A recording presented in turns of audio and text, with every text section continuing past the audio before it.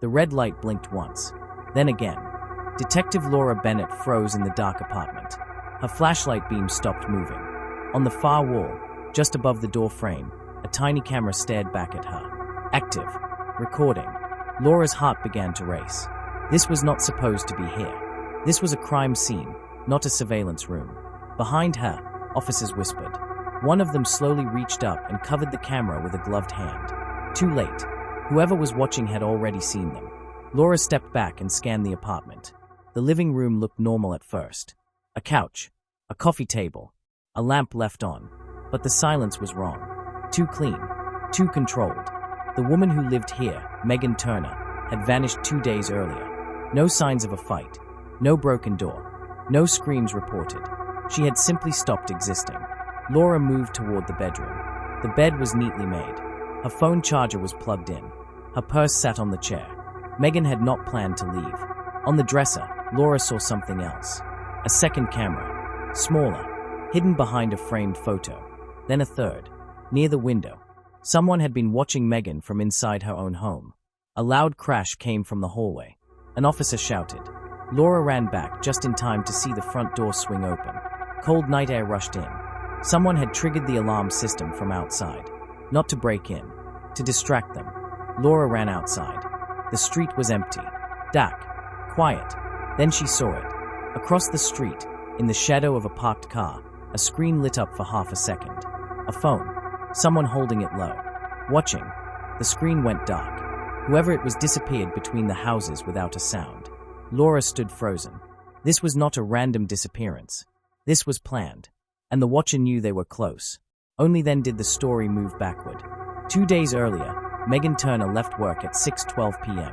She was a single mother, 32 years old, worked as a dental assistant. Her co-workers said she was quiet that day. Not scared, not distracted. At 6:27 p.m., she stopped at a grocery store. Security footage showed her smiling at the cashier, buying milk, bread, cereal, normal. At 6:49 p.m., a car pulled into her driveway. That was the last confirmed sighting. Her neighbor remembered seeing her lights turn on, then off, then on again. Nothing strange. Her son was spending the weekend with Megan's sister. Megan was alone. At 9:14 p.m., her phone stopped responding. No outgoing calls, no texts, just silence. Police first thought she left willingly. Adults disappear all the time. Laura did not agree. Megan had never missed work, never turned off her phone, never left her son without a plan. Laura requested the apartment search, and now they knew. Megan had not been alone. Back in the apartment, the tech team arrived. They shut down the cameras. Laura hated that. It meant the watcher would know the feed was gone. In the kitchen, officers found a notebook. Plain. No lock. Inside were dates, times, and notes. Light on at 7:03. Shower at 7:20. Phone charged by bed. Someone had studied her. On the last page was one sentence. She doesn't know yet. Laura closed the notebook slowly. This was no longer a missing person case. This was a hunt. Outside, rain began to fall.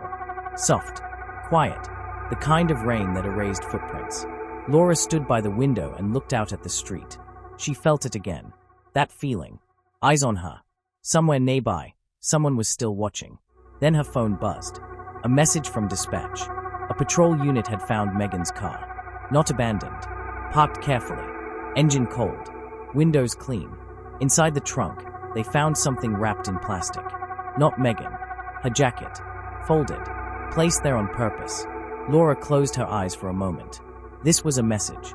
The watcher was not hiding anymore. They were guiding the police. Leading them.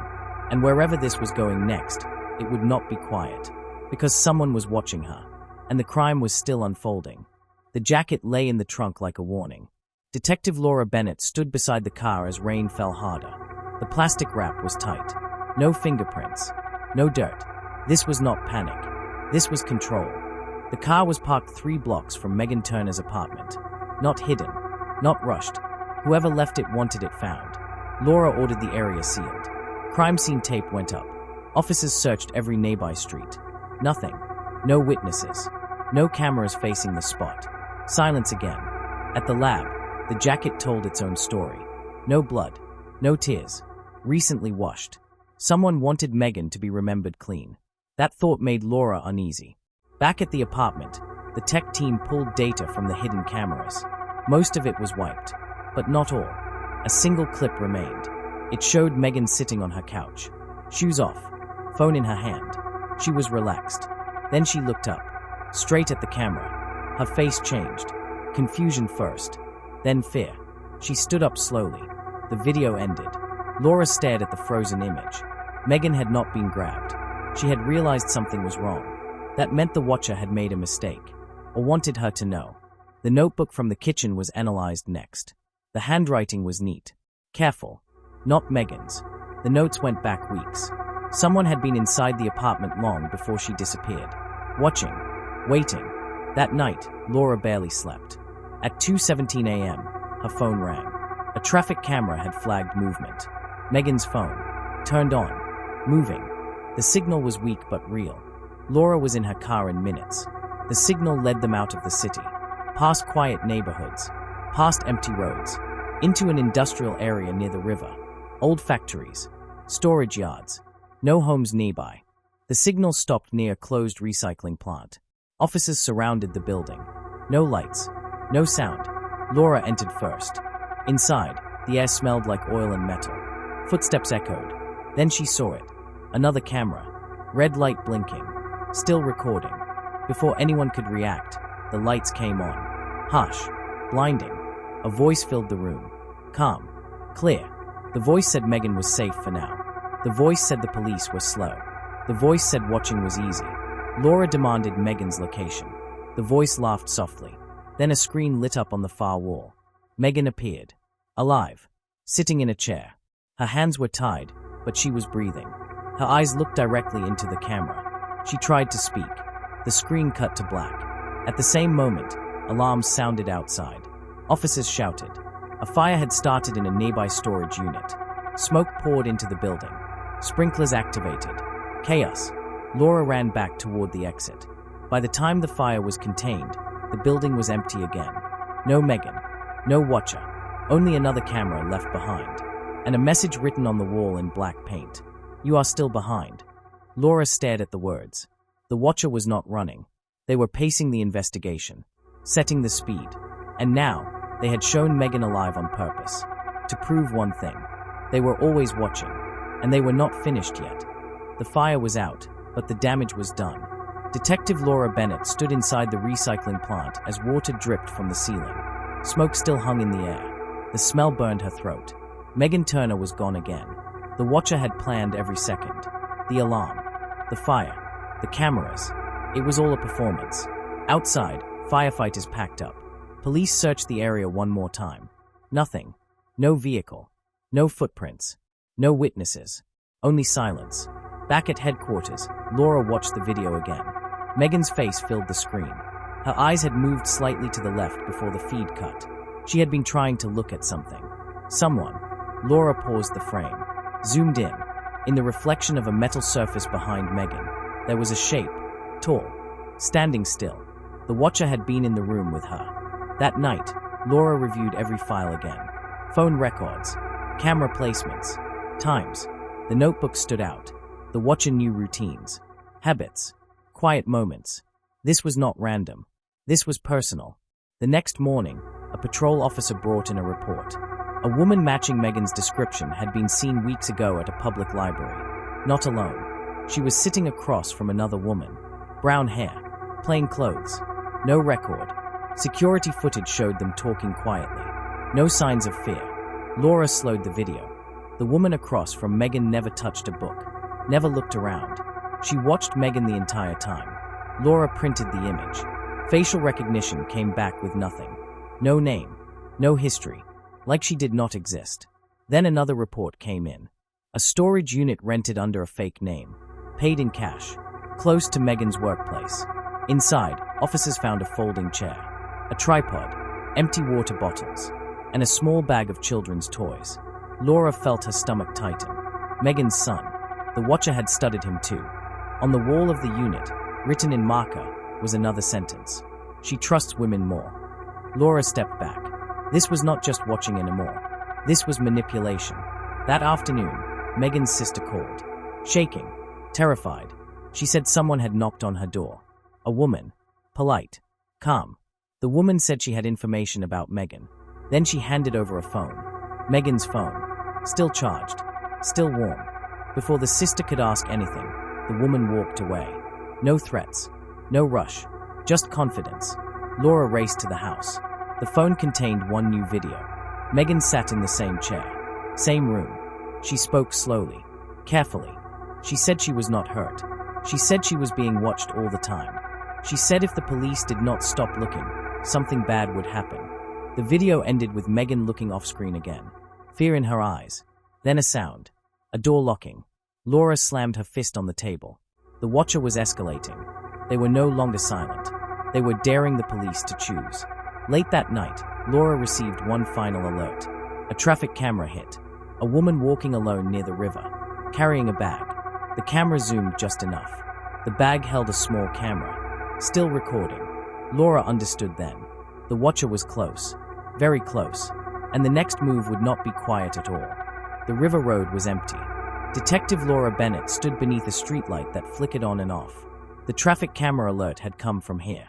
A woman walking alone, carrying a bag. Laura scanned the sidewalk. Wet pavement. Fresh footprints. They led toward the water. Officers spread out. Flashlights cut across bushes and railings.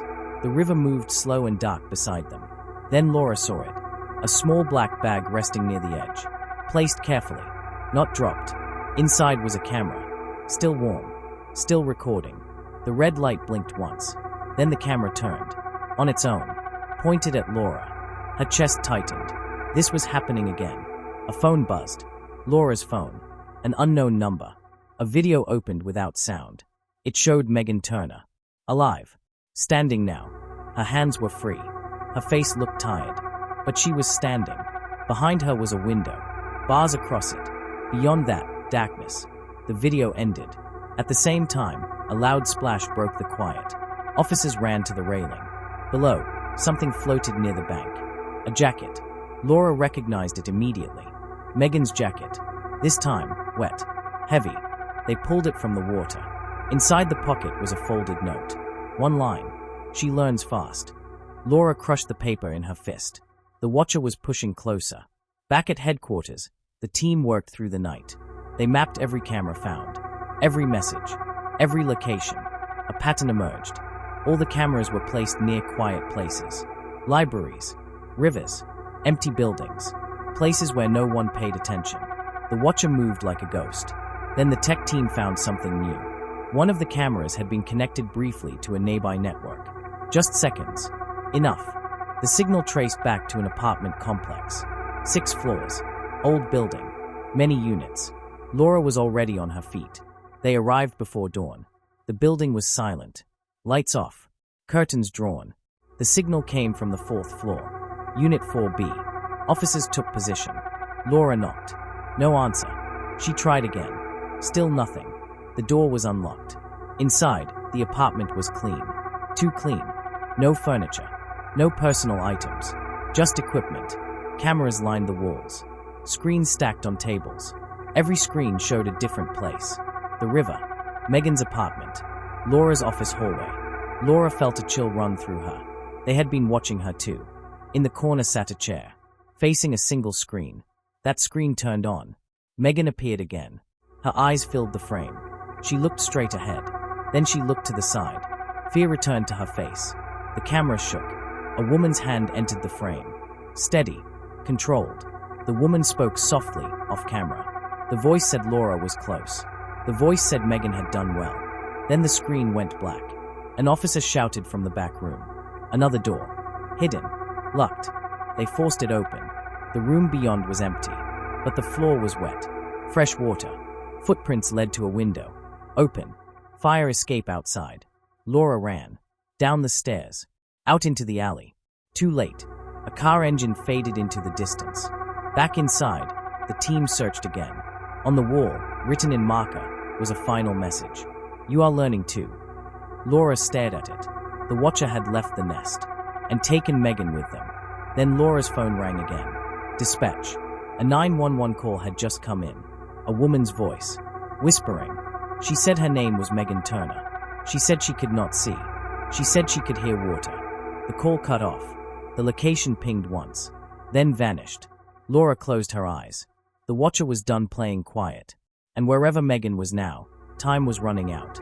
The ping vanished. Detective Laura Bennett stared at the map on the screen. The dot blinked once, then nothing. Megan Turner had called for help. She had whispered. She had been scared. And now she was gone again. Laura moved fast. She ordered every nearby unit toward the river zone. Bridges, boat ramps, drain tunnels. Water was the clue. Megan had said she could hear it. That meant movement, flow, pressure. Not a bathtub, not a sink. The team checked flood maps, storm drains, old service tunnels near the river.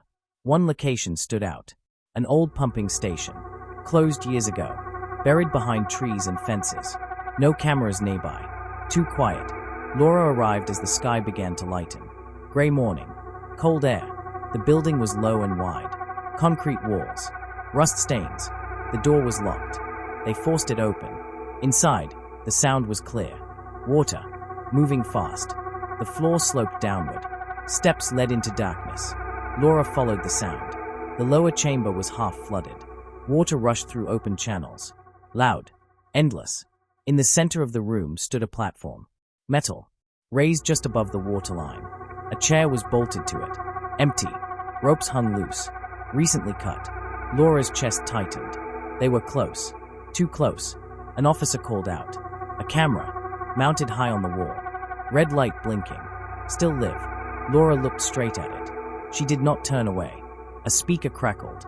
The woman's voice came through. Calm. Almost proud. The voice said Laura had learned well. The voice said Megan was strong. The voice said silence was powerful. Laura demanded Megan's location. The voice did not answer. Instead, the camera feed changed. Now it showed a narrow tunnel. Water dripping from the ceiling. A dim light swinging. Megan sat on the ground. Wet. Cold. Her hands were tied again. Her face lifted slowly. She looked straight into the camera. Her lips moved. No sound. Then a timer appeared on the screen. 10 minutes. Laura's breath caught. The water level in the room began to rise. Slow at first, then faster. The channels surged. The speaker crackled again. The voice said choices mattered. The voice said watching had taught patience. The screen cut to black. The camera shut off. Alarms went off in Laura's head. This was not a message. This was a countdown. The water reached Laura's boots. Rising. Cold. Fast. Officers shouted. Orders were given. Pumps were requested. But Laura knew. Megan was not here. This was another layer. Another distraction. Laura turned and ran back toward the exit. Outside, her phone buzzed. A text message. No number. One photo. A close-up. Megan's eyes. Wide. Wet. Behind her, a yellow line on the wall. Rising. Below the photo, one sentence. Stop watching. Start choosing. Laura looked back at the flooding building. Then at the photo. The watcher had moved again. And this time, Megan was running out of air. The choice came fast. Detective Laura Bennett left the pumping station behind. Sirens faded as she drove toward the last known ping, an old industrial zone by the river bend. The photo of Megan stayed on her phone. The yellow water line. Rising. Laura replayed every message, every camera, every place. The watcher liked control. They liked silence. They liked being close. That meant Megan was not far. Traffic slowed near the docks. Warehouses. Empty lots. Few lights. Laura stopped near a chain-link fence. A narrow service road ran along the water. She stepped out and listened. Water. Louder now. Not a river. Pumps. She followed the sound. Behind a stack of shipping containers was a concrete hatch. Partially open. Fresh footprints in the mud. Laura called for backup. She did not wait. The tunnel below was narrow. Wet walls. Low ceiling. Her flashlight shook as she moved. Halfway in, she saw it. Another camera.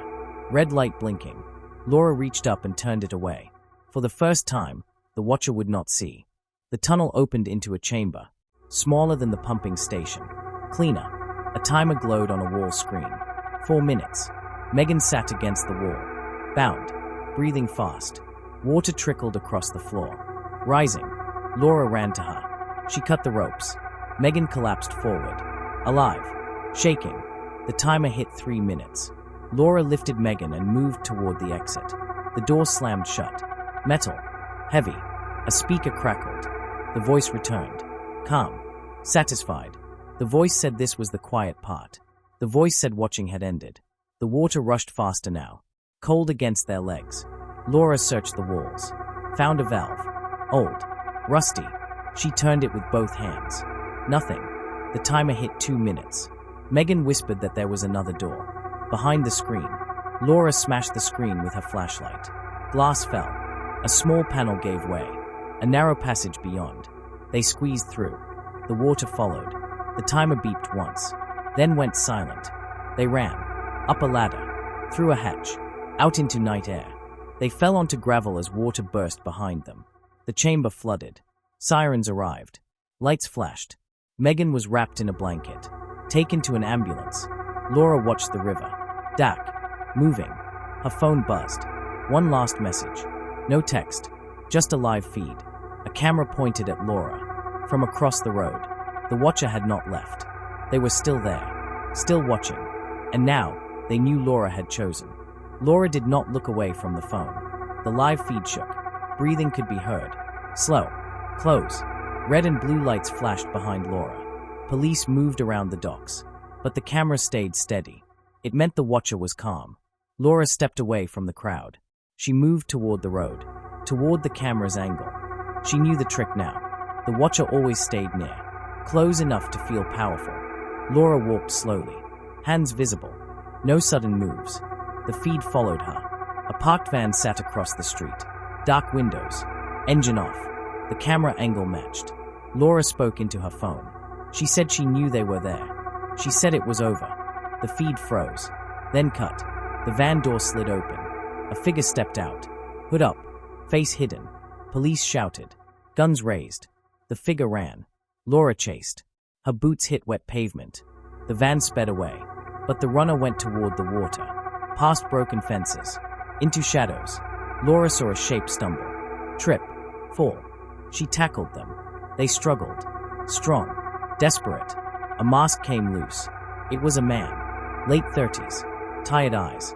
No fear. Only anger. He said nothing. Police pulled him up. Cuffed him. They searched his pockets. Found keys. Drives. A phone. On the phone were folders. Names. Dates. Cameras. Dozens. Some marked finished.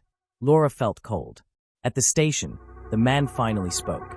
He said watching was safer than touching. He said silence was the point. Laura asked about others. He smiled. He said some were never found. Because no one listened. Hours later, Laura stood alone. The sun began to rise. Megan was alive. But others were still missing. Laura opened the files again. One folder was new.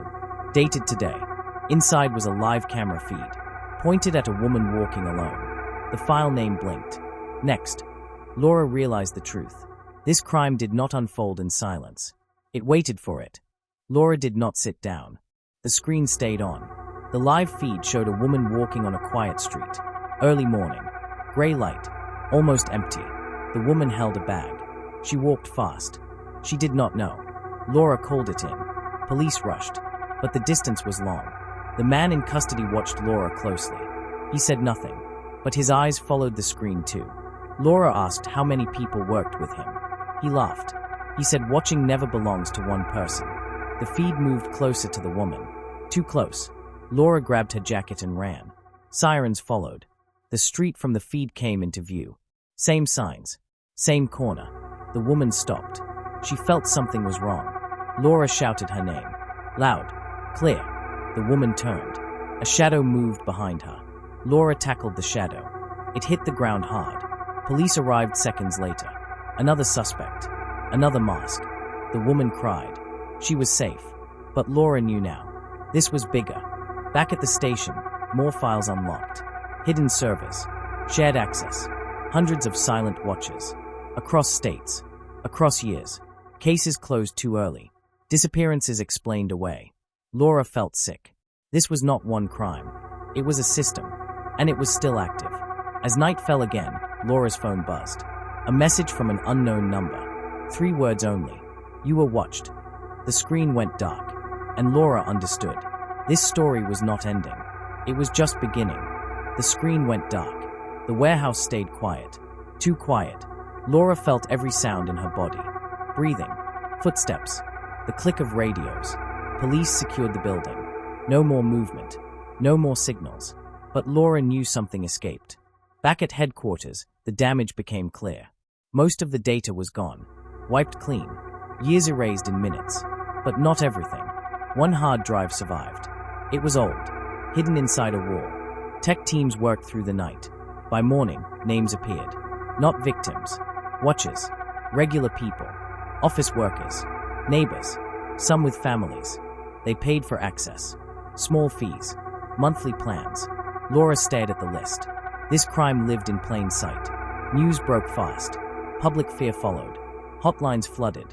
People checked locks twice. Curtains stayed closed. Arrests began. But many names led nowhere. Fake trails. Dead ends.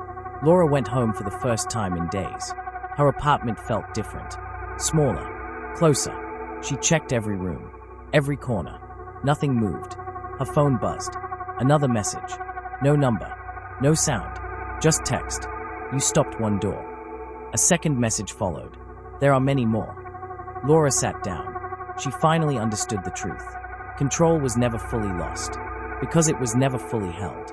And someone was still watching. From somewhere she could not see.